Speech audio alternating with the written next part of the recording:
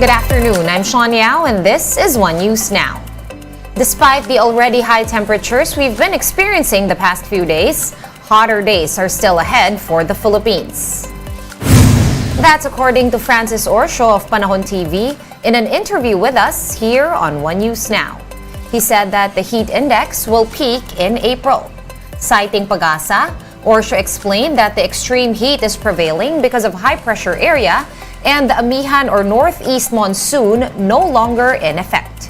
Orsho also noted that the heat index today could be anywhere from 42 to 51 degrees Celsius, with Butuan City likely recording the highest heat index in the country. Since we are yet to experience the peak of the warm dry season, and ayon kasi sa Pag-asa, mas mararamdaman natin itong init ng panahon this coming month of April. So yung nararamdaman natin today or sa mga nakalipas na araw ay kumbaga umpisa pa lang ng tag-init. And medical experts are reminding us once again to take all precautions to avoid heat stroke and heat exhaustion. Let's bring in Dr. Leachon via Zoom to tell us more about these heat-borne illnesses. Dr. Leachon, good afternoon and thanks for taking the time out to talk to us. What are the signs of heat stroke that individuals should look out for and how can this be prevented? Good afternoon. Heat stroke can actually manifest by high temperature from 39 to 40 degrees. Patients can have altered mental state or sensorial changes. Patients can have increase in the heart rate as well as rapid breathing or difficulty of breathing, and may have cold, clammy perspiration and low blood pressure. So they can have also nausea and vomiting. So this is an emergency situation in which the autoregulatory mechanism of the patient or the person has failed, and sweating mechanism will also fail. So the best preventive measures would be to hydrate themselves with water or any cold drinks like coconut water with nutrients and other nutritious materials. Number two, they should wear light clothing, and then perhaps they should wear cap or bring their umbrellas, and then work in shaded areas, and then try to avoid the destination areas without medical facilities or without any medical kit with them. In the event that they will develop heat stroke, the best is actually to bring the patient to a shaded area, and then of course do tepid sponge bath with cold water, and then elevate the legs to increase the blood pressure, and then ventilate, and then observe the patient. Just in case the patient would not recover in a few minutes, let's say 10 or 15 minutes, the best way is to bring the patient to a medical center or hospital for intravenous fluid administration and other workups. All right, thank you for giving us the first aid for heat stroke, Dr. Leachon. With regards to what you mentioned about hydration, should we only be hydrating using water, or could there be other beverages or beverage additives that we could add to our drinks to make sure our electrolytes are in check? The best natural drink would be coconut water. I think that would be safe rather than soda. We should avoid soda because of the increased calories, as well as they contain caffeine, which will increase the heart rate. We should also avoid alcohol, as well as too much coffee, because they can actually enhance dehydration because of the caffeine content. And energy drink can also cause some problems as well. So these are the things that we need to watch out. But in the event that we don't have any drink, of course, sugary drinks can be used, but try to dilute them with water after taking the sugary drink. All right, and what other advice do you have for people who cannot avoid but go under the sun or stay outdoors in order to accomplish their jobs? I'm talking about, delivery riders, other delivery personnel, traffic enforcers, security guards, etc.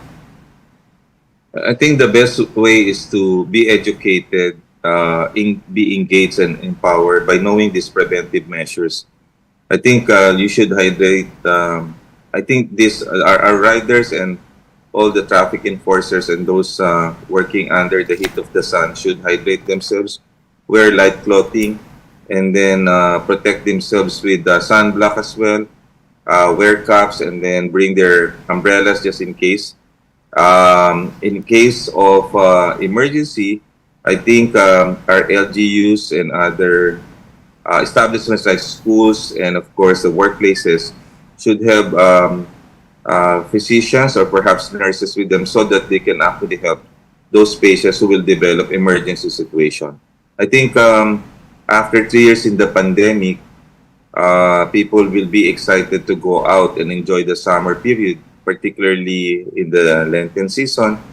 But I would encourage everyone to enjoy, but please be safe and then be prepared for these medical complications secondary to heat stroke. Right. So going back again to heat stroke, Dr. Leachon, how deadly or how fatal is heat stroke? Can you tell us again, just for the benefit of everyone watching?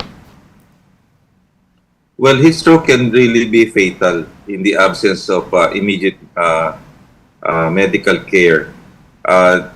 The patient can develop electrical instability of the heart. Patients who are those with comorbid conditions like diabetes and hypertension or with chronic kidney disease or cancer may be predisposed to complications. The other side is young children because they may be clueless as to the effect of the heat of the sun or the warm temperature, so they should actually be assisted and supported by their parents. So both extremes of life, the young and the old, are the ones vulnerable to this kind of condition, and that is the heat stroke. All right, thank you again so much for taking the time out and sharing with us all these useful tips for the summer. Dr. Tony Leachon via Zoom. Thank you, Doc. We're pausing for a quick break, but One News Now will be back with more stories after that. Keep it here.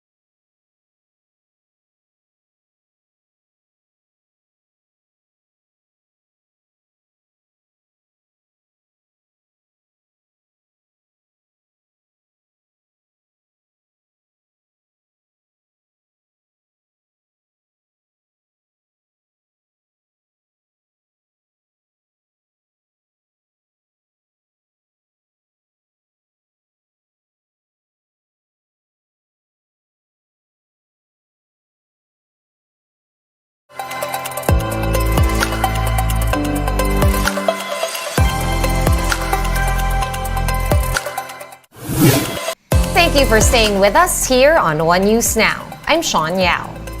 The Justice Department is now considering Negros Oriental Congressman Arnie as a mastermind in the murder of Governor Roel Degamo. DOJ Secretary Boying Remulla said that this detail is emerging as the investigation continues. Remulla added that there could be 2 or 3 masterminds responsible for Degamo's slay. I told you about last week. Congressman Teves texted me. I think they're considered. They're being considered as masterminds, but I don't know yet. I have to get it from the panel of prosecutors. But right now, the way it's progressing, that's the direction we're heading to. And one environmental science professor is concerned that the oil spill in Oriental Mindoro could become more toxic in the dry season. Hernando Bacosa of the Mindanao State University Iligan said that the extent of the oil spill's damage should be immediately determined. At the moment, authorities have yet to contain the industrial oil from seeping out of the empty Princess Empress, which sank on February 28. Bacosa also suggested conducting drills in addition to investing in equipment that can fast-track the cleanup and response operations in the event of another oil leakage. We have to invest po sa itong ROV na galing ng Japan, and then we have to organize ourselves as a strong force po to respond to oil spill. Kung may earthquake drill tayo, meron tayong oil spill drill na alam natin ang gagawin. Kung ano mang makadeploy ba tayo ng ganitong technology, at least alam natin. On to another story. More devotees are expected to flock to the Antipolo Cathedral, the country's first international shrine. JC Cosico with the details.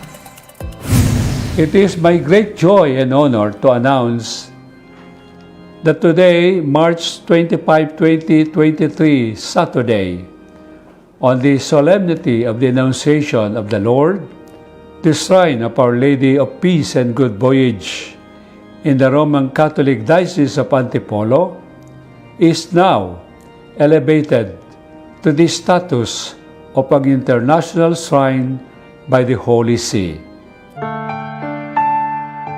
The Antipolo Cathedral is now an international shrine.